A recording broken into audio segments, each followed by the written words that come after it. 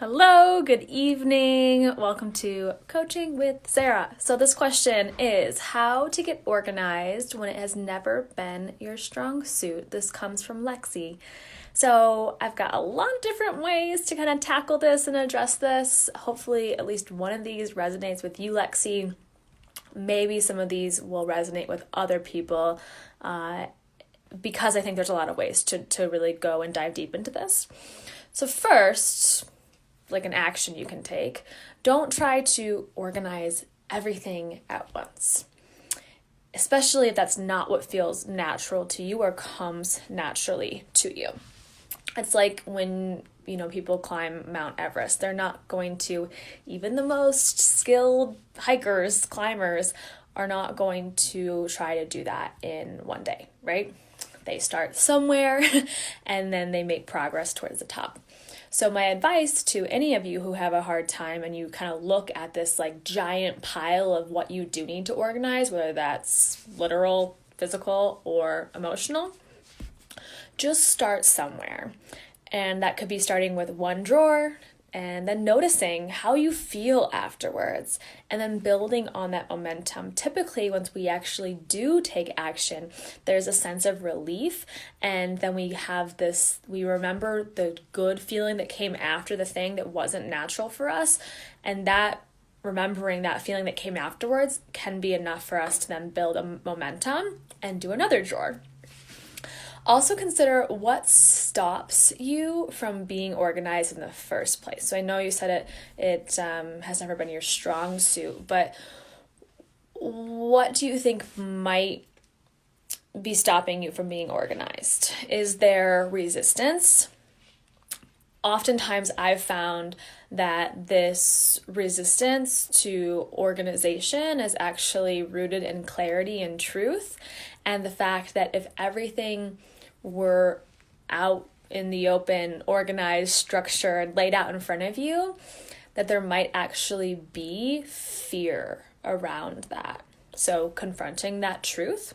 So I want to ask you, is the truth kind of scary? And maybe that's why there's an avoidance to organization, because we don't necessarily want to see everything out in the open. Okay, so that's just an example of what could be happening on the deeper layer. Here's another situation that might come up for some of you, or Lexi. You just don't know where to start, okay?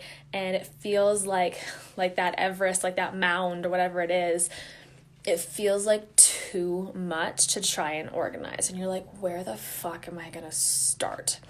What that does is then creates paralysis, either analysis paralysis, overwhelm paralysis, just decision paralysis, and you don't start. You just don't start anywhere, right? And that's where that start somewhere comes in hand, is to kind of get the high off of it, where it's like, ooh, okay, that wasn't so bad. It wasn't so scary. It wasn't so hard.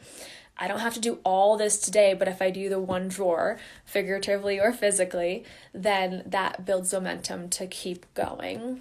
And then lastly, if it is your car, drawers, room, office, even your kitchen that are not organized, likely there is also a lot of that jumbled, disorganized, scattered kind of energy in your mind. Okay, so I posted about this not too long ago. I talked about you guys can't really see it, but my closet over there. And it was not overflowing, but it wasn't organized. And I was making the analogy of like what's going on behind that curtain is what's going on in here. And so I was like, oh, I don't want that to be going on in here. So it's all organized. Now you just can't really see it very well. But there's often something going on up in the brain. So if you don't feel like you can start physically necessarily organizing anything, or maybe that's not even where the blocks are around the physical organization, like a drawer, right? But instead you feel like it is the mind that's a little disorganized, you can always start there as well and start organizing your thoughts. And then as your thoughts get more organized and more clear, then you move on to whatever room or drawer or kitchen or office or bathroom cabinet, whatever that is, okay?